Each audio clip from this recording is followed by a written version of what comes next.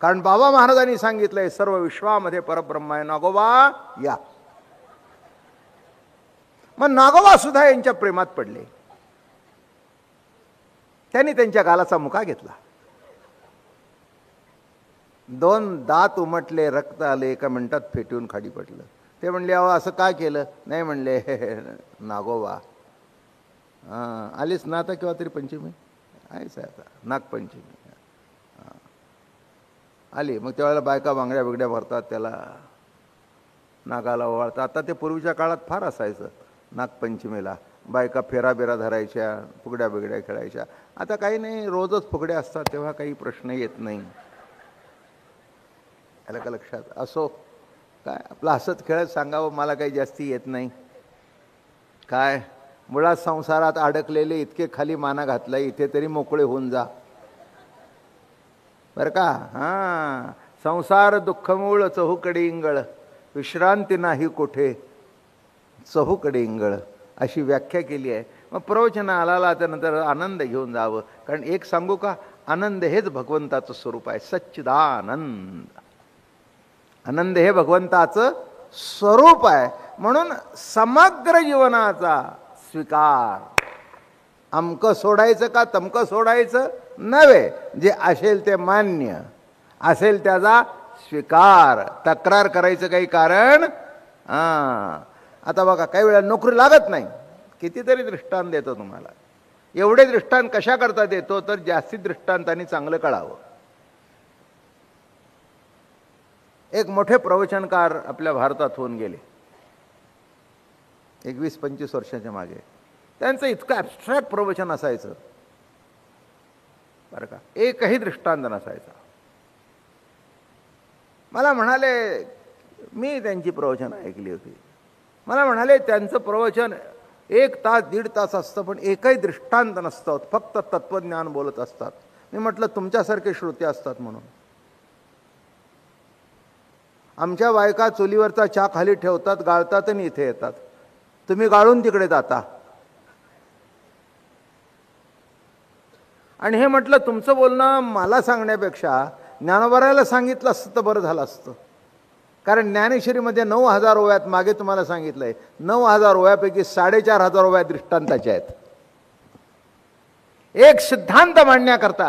कारण सर्वसामान्य माणसाला दृष्टांत देऊन सांगितल्याशिवाय द्राष्टा कळत नाही. काय आता मला कितीतरी फोन येतात, गणेश क्रीडा कुठे? नेहरू स्टेडियम. नेहरू स्टेडियम कुठे? हे सगळंच मी बंद. स्वारगेट, हा ते माहिती आहे. माझं बोलणं कळलं का? गणेश क्रीडा कुठे आहे? नेहरू स्टेडियम मध्ये आहे. पण ज्याला नेहरू स्टेडियमच माहित नाही त्याला गणेश क्रीडा कसं माहिती? पण स्वारगेट एसटी स्टँड आहे एवढा एक शब्द सांगितला, तो खूण सांगावीच लागली. मग तिथे गणेश क्रीडा सांगितलं म्हणजे द्यावा लागला ना, दृष्टांत द्यावा लागला ना. त्याच्याशिवाय द्राष्टा प्रगट होत नाही. म्हणून काय सांगितलं, चांगलं का वाईट हे मला कळत नाही. संपूर्ण जीवन हे चांगलं वाईट मिळून जीवन आहे. काही गोष्टी, एक इंग्रजीमध्ये म्हण आहे, 1 man's food is another man's poison. एका माणसाकरता जे अन्न आहे ते दुसऱ्याकरता विष आहे. बरोबर आहे ना? एका माणसाकरता 1 man's food is another man's poison. त्याचं जेवण आहे ते तुमच्याकरता पॉइझन आहे, नाही का? काही काही विषावर जगत असतात. पण ऐकत आलेलं आहे, पण पुन्हा पुन्हा सांगितल्याशिवाय हा विषय घट्ट होत नाही. जगत हे माया कार्य आहे, जगत हे अज्ञान कार्य आहे. नाही, डोकं काही जास्ती चालवण्याची गरज नाही. माया म्हणजे इल्युजन. इंग्रजीमध्ये त्याला इल्युजन शब्द वापरतात.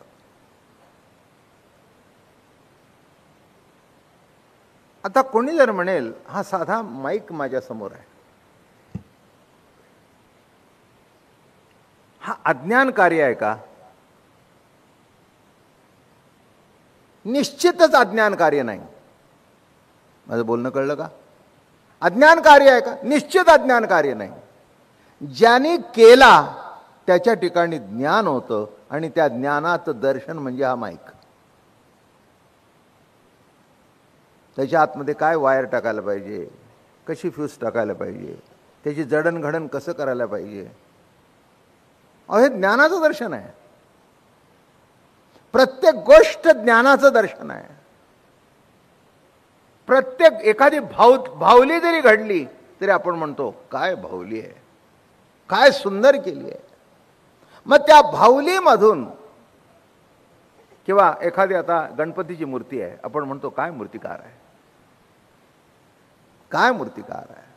म्हणजे त्या मूर्तीमधून त्या मूर्तिकाराची कला दिसते, का ज्ञान दिसतं.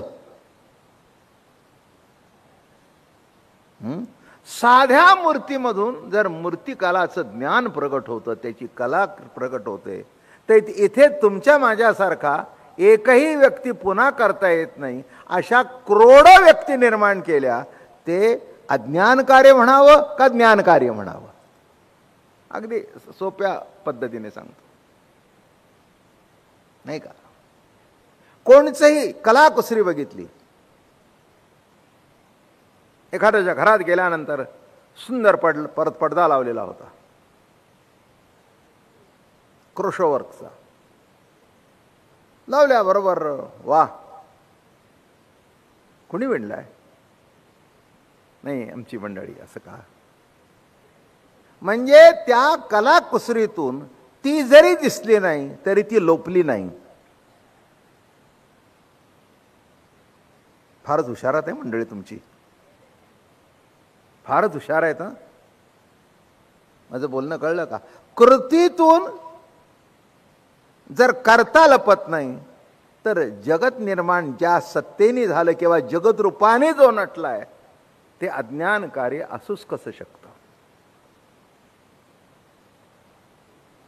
पण इथे म्हणण्याचा भाग असा आहे त्यांचा, हे मिथ्या आहे, हे नाशिवंत आहे, हे अज्ञान कार्य आहे. मिथ्या आहे, नाशिवंत आहे. नाशिवंत आहे असा एक दृष्टी आहे आणि नित्य नूतनपणाने प्रगट होते हा दुसरा दृष्टिकोन आहे. माझं बोलणं कळलं का. नवीन चप्पल घेतली हा त्याचं एक रूप आहे, पण फाटली हातात धरून आली हे त्याचं नूतन रूप आहे. पायात तर घालता येईना, रस्त्याने ते काही कुठे शिवायची सोय नव्हती, नाही पूर्वीची होती ती सोय होती चामड्याची, आता प्लॅस्टिकचं ते हातात धरून आला असो.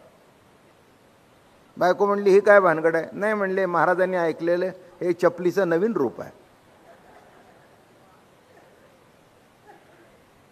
काय म्हटलं, हो हो बघा ना, म्हणजे हे सुद्धा तिचं नित्य नूतन रूप आहे. मग म्हणला माणसं माझ्याकडे बघत होते, काय तुझा नवरा आहे. ते म्हणले बघायला काय झालं. ते म्हणले बघायचं एकच कारण होतं, सगळे माझ्याकडे का बघत होते की सगळे पायात घालतात आणि तुम्ही ते मी एकच केलं म्हणले, असा हात घालून असा चालू लागलो. तेव्हा सगळी माणसं माझ्याकडे बघू लागली आणि ते म्हणाले हा मनुष्य काय. मला नीट लक्षात ठेवा, प्रत्येक गोष्ट ना गोष्ट, या फुलाची पाकळी ना पाकळी, याच्यातून परमात्म्याचं नाजूकपणा दिसतो, दगडातून त्याचा कठोरपणा दिसतो. विश्वरूप दर्शन आहे, दगडातून कठोरपणा दिसतो. त्याच आकाराचा लोण्याचा गोळा मारला तर मारल्यानंतर चिकटून बसतो, ओघळतो, तोंडात जातो, तो सुद्धा आनंद काही निराळा आहे. मुलायम तोच आहे, नाजूक तोच आहे, कठीण तोच आहे, साजूक तोच आहे. बरं का. जन्म तोच आहे, मृत्यू तोच आहे, सर्व रूपाने तोच आहे, नाही का. म्हणून परमार्थामध्ये फक्त एक, आत्ताच बसलो होतो मी बोलत, तेव्हा म्हटलं दुसरं काही नाही, दृष्टीचा पालट. सद्गुरू काय करतात, दृष्टीचा डोळा उघडिला जेणे. दोन प्रकारचे अभंग आहेत. एक नामदेवराच्या अभंगातलं कडवं असं आहे, डोळियाचा डोळा उघडिला जेणे, लेवविले लेणे आनंदाचे, काय उत्तराई होऊ कवण्या गुणे. डोळियाचा डोळा उघडिला जेणे. काय केलं सद्गुरूंनी, तसा अमृतानुभवाच्या माध्यमातून आपल्याला डोळे आहेत, पण डोळ्याचा डोळा उघडायचा एवढंच करायचं, याच्यापेक्षा दुसरं काही करायचं नाही. पण तो डोळ्याचा डोळा उघडणं मोठं जरा अवघड आहे, अवघड आहे. कारण आमच्या डोक्यात मिथ्या, नाशिवंत सगळं असंच कोंबलेलं आहे. हे सोड, ते सोड, ते सोड. म्हणून पहिल्या दिवसाचा प्रवचनातून सांगतोय, सर्वस्वाचा स्वीकार, सर्वस्वाचा स्वीकार नामे अमृतानुभव. काहीही बाद नाही, काहीही बाद नाही, बाद करताच येत नाही. बटाटा घेताना जी साल तुम्ही घरी काढता, त्या साली सकट बटाटा घ्यावा लागतो. का सोलून घ्यायचा? नाही घेता येत, नाही का? तसं 14व्या अध्यायामध्ये म्हणाले, आपण सकट माते जाणावे गा, जग परवते सारावे, मग माते घ्यावे, तैसे नवे आघवे सकटची मी. काय जो आहे हे बघा, एखाद्या मुलीशी तुम्ही लग्न करता किंवा एखादी मुलगी तुमच्याशी लग्न करते, तिचा समग्र स्वीकार जर असेल किंवा त्याचा समग्रपणाने स्वीकार असेल तरच संसार सुखाचा होतो. माझं बोलणं लक्षात आलं का तुमच्या? काय म्हटलं मी? समग्रपणाचा स्वीकार, बरं का? तिच्यातल्या चांगल्या वाईट गुणाचा स्वीकार नाही. म्हणाला मी तुझ्या गोरेपणाकडे बघून लग्न केलं. ते म्हणले गोरेपणाकडे बघून का केलं, का कसं केलं मला माहिती नाही, पण माझ्या अशा गळ्यात हार घातल्यानंतर समग्रत्वाचा स्वीकार. अरे पण म्हणला मला माहिती नव्हतं तुला चहा करता येत नाही, मग शिकवा ना. माझा स्वीकार झाला म्हणजे चहा करता येत नाही याचाही स्वीकार झाला. अशी का गोष्ट आहे की फार मोठी अवघड आहे? 1-2 दिवसात दाखवा, करीन. त्यात काय विशेष? काय विशेष? काय तुमचा नाही का मी स्वीकार केला? मला माहित नव्हता तुम्ही रविवारी घेता ते.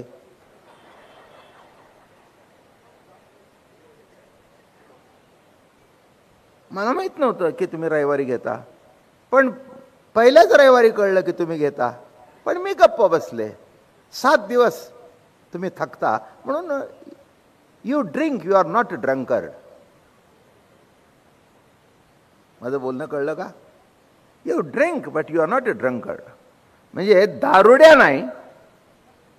मराठी कळलं का आता? दारूबाज नाही, अधूनमधून केव्हा तरी घेता. म्हणून मी दुर्लक्ष केलं आणि हे ठरवलं की एक दिवस तो रविवार सुद्धा बंद करीन. माझं बोलणं कळलं का? पण आता तुम्ही माझा दोष काढला म्हणून मी तुम्हाला काढलं. मला तुमचा दोष काढायचा नाही, तर तुम्ही माझ्यातला दोष काढून टाका, मी तुमच्यातला दोष काढून टाकीन. मराठी भाषा कळली ना? दोष काढणं शब्दाचा अर्थ नाही. दोष काढता येतात सगळ्यांना, पण दोष काढून टाकणं हे प्रेम करणाऱ्या माणसाचं काम आहे. कारण समग्राचा स्वीकार आहे, नाही का? बाबा महाराज इथे आहेत, काय काय 100% चांगले आहेत का? कोणी मला म्हणतात बाबा महाराज तुम्ही असे. मी म्हटलं बघ का उगीच मला टिळे लावत बसू नका, म्हणून मी माझ्या हातानेच बुक्का लावून घेतो, दुसऱ्या कोणाच्या हातून लावून घेत नाही.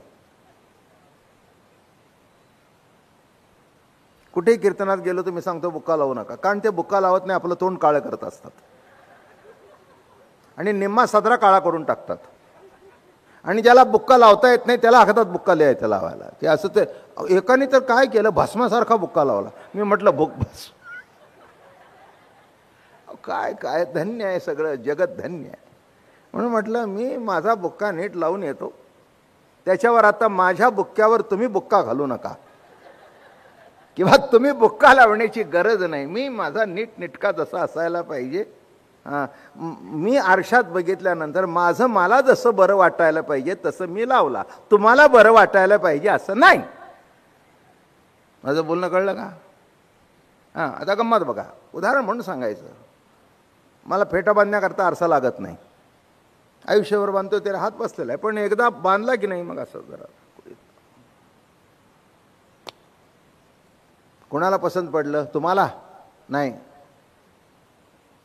नाही, मला मला माझं बोलणं कळलं का? हां, तसं नीट लक्षात घ्या की एकदा जीवनाचा स्वीकार केला की त्याच्यातलं जे काही चांगलं वाईट आहे ते स्वीकारावंच लागतं. लग्न करताना तिचा रंग जरा सावळा होता. लग्न झाल्यानंतर तो सारखा रोज म्हणायचा, काय तुझा रंग काळा आहे? पहिल्यांदा ऐकून घेतलं त्याने. 15 दिवसानंतर म्हणली, जरा शहाणे आहात तुम्ही, तुमच्या इतकीच मी शिकलेली आहे, कळत नाही का तुम्हाला? आंधळे होता का? माझ्या बापाने 10 लाखाचा हुंडा दिला आणि 50 तोळे सोनं घातलं, ते तरी गोरं होतं ना?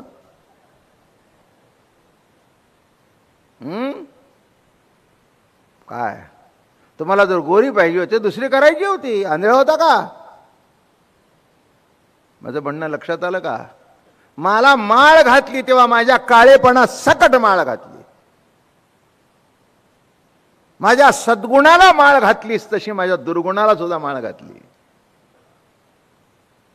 माझं बोलणं लक्षात आलं का? हे नीट लक्षात घ्या, हे मोठं अवघड आहे, इतकं सोपं नाही आहे.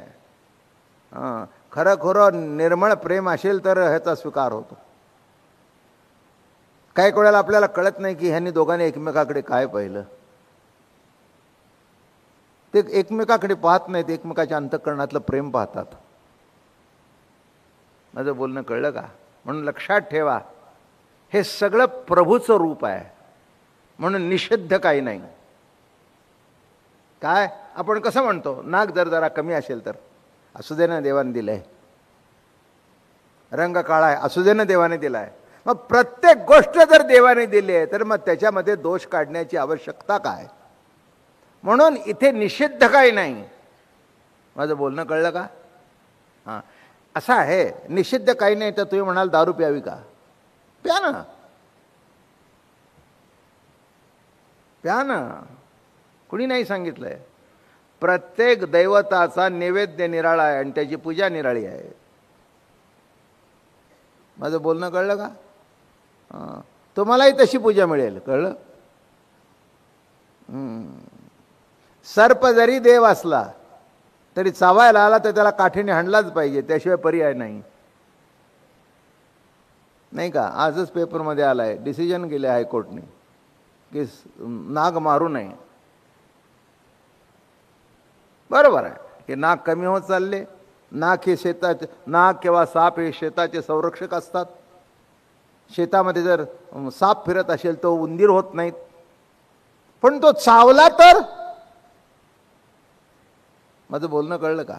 म्हणजे ती साप कमी होत चालले म्हणून संरक्षण आहे. पण पुढे ही आहे ना, आला तर मारू नका, पण भेटायला जाऊ नका. कारण बाबा महाराजांनी सांगितलंय, सर्व विश्वामध्ये परब्रह्म आहे, नागोबा या. मग नागोबा सुद्धा यांच्या प्रेमात पडले. त्यांनी त्यांच्या गालाचा मुका घेतला.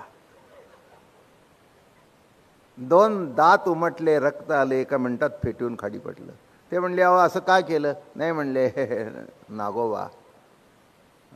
आलीच ना आता केव्हा तरी पंचमी आहेच आता, नागपंचमी आली. मग त्यावेळेला बायका बांगड्या बिगड्या भरतात, त्याला नागाला ओवाळतात. आता ते पूर्वीच्या काळात फार असायचं. नागपंचमीला बायका फेरा बिरा धरायच्या, फुगड्या बिगड्या खेळायच्या. आता काही नाही, रोजच फुगड्या असतात, तेव्हा काही प्रश्न येत नाही. आलं का लक्षात? असो, काय आपलं हसत खेळत सांगावं, मला काही जास्ती येत नाही. काय मुळात संसारात अडकलेले इतके खाली माना घातला, इथे तरी मोकळे होऊन जा, बरं का? हां, संसार दुःखमूळ चहूकडे इंगळ, विश्रांती नाही कोठे चहूकडे इंगळ, अशी व्याख्या केली आहे. मग प्रवचन आला त्यानंतर आनंद घेऊन जावं. कारण एक सांगू का, आनंद हेच भगवंताचं स्वरूप आहे, सच्चिदानंद. आनंद हे भगवंताचं स्वरूप आहे. म्हणून समग्र जीवनाचा स्वीकार, अमकं सोडायचं का तमकं सोडायचं नव्हे, जे असेल ते मान्य, असेल त्याचा स्वीकार. तक्रार करायचं काही कारण. आता बघा, काही वेळा नोकरी लागत नाही. कितीतरी दृष्टांत देतो तुम्हाला. एवढे दृष्टांत कशा करता देतो तर जास्ती दृष्टांतांनी चांगलं कळावं. एक मोठे प्रवचनकार आपल्या भारतात होऊन गेले 21-25 वर्षाच्या मागे. त्यांचं इतकं ॲब्स्ट्रॅक्ट प्रवचन असायचं बरं का, एकही दृष्टांत नसायचा. मला म्हणाले, मी त्यांची प्रवचन ऐकली होती, मला म्हणाले त्यांचं प्रवचन 1 तास 1.5 तास असतं पण एकही दृष्टांत नसतं, फक्त तत्वज्ञान बोलत असतात. मी म्हटलं तुमच्यासारखे श्रोते असतात म्हणून.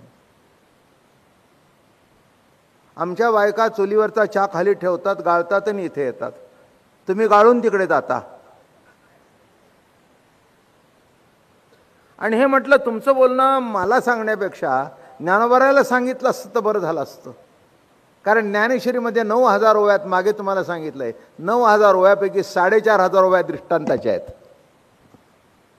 एक सिद्धांत मांडण्याकरता. कारण सर्वसामान्य माणसाला दृष्टांत देऊन सांगितल्याशिवाय द्राष्टा कळत नाही. काय आता मला कितीतरी फोन येतात, गणेश क्रीडा कुठे, नेहरू स्टेडियम, नेहरू स्टेडियम कुठे, हे सगळंच मी बंद. स्वारगेट, हा ते माहिती आहे. माझं बोलणं कळलं का? गणेश क्रीडा कुठे आहे, नेहरू स्टेडियम मध्ये आहे. पण ज्याला नेहरू स्टेडियमच माहित नाही त्याला गणेश क्रीडा कसं माहिती. पण स्वारगेट एसटी स्टँड आहे एवढा एक शब्द सांगितला, तो खूण सांगावीच लागली. मग तिथे गणेश क्रीडा सांगितलं म्हणजे द्यावा लागला ना, दृष्टांत द्यावा लागला ना. त्याच्याशिवाय द्राष्टा प्रगट होत नाही. म्हणून काय सांगितलं, चांगलं का वाईट हे मला कळत नाही. संपूर्ण जीवन हे चांगलं वाईट मिळून जीवन आहे. काही गोष्टी, एक इंग्रजीमध्ये म्हण आहे, 1 man's food is another man's poison. एका माणसाकरता जे अन्न आहे ते दुसऱ्याकरता विष आहे. बरोबर आहे ना? एका माणसाकरता 1 man's food is another man's poison. त्याचं जेवण आहे ते तुमच्याकरता पॉयझन आहे, नाही का? काही काही विषावर जगत असतात. नमो माय